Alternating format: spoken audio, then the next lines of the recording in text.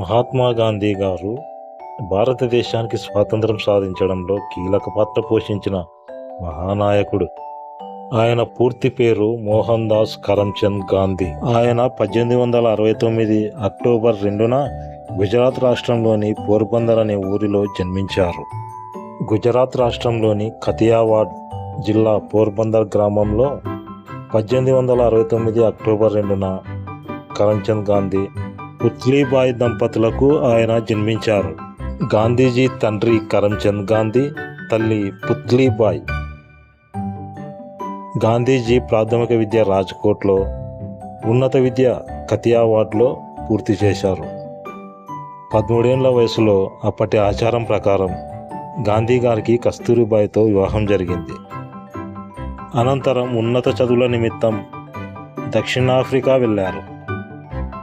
తెల్లవారిపై మొట్టమొదటిసారిగా తిరుగుబాటు అక్కడి నుంచే మొదలుపెట్టారు. వర్ణ వివక్షపై గాంధీజీ చేసిన పోరాటం దక్షిణాఫ్రికాలోని నల్లవారిలో ఆత్మవిశ్వాసం పెంచింది. ఆ పోరాటం అంతటితో ఆపేది కాదని గాంధీజీకి అక్కడే అర్థమయ్యింది. 1915 జనవరి 9న భారత్ తిరిగి వచ్చి స్వాతంత్రోద్యమ కథన రంగంలోకి దూకారు. హింస లేకుండా నిజాయితీతో దేశాన్ని స్వతంత్రం చేయడం గాంధీజీ జీవిత లక్ష్యం.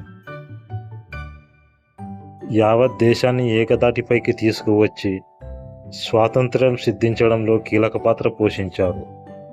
ఈ క్రమంలో అనేక ఉద్యమాలు నడిపించారు. ఆయన చూపిన అహింస మార్గం ద్వారా అనేక మంది ప్రజలు చైతన్యంతో ఉద్యమాల్లో పాల్గొన్నారు. ఆయనను ప్రజలు ప్రేమతో బాపూజీ అని పిలిచేవారు. 1948 జనవరి 30న నాథూరాం గాడ్సే అనే వ్యక్తి గాంధీ గారిని హత్య చేశాడు. 1948 జనవరి 30న మహాత్మా గాంధీ మరణించారు. మా వీడియోస్ నచ్చినట్లయితే లైక్ చేయండి, షేర్ చేయండి, కామెంట్ చేయండి, సబ్స్క్రైబ్ చేసుకోండి, బెల్ కొట్టండి. Thank you.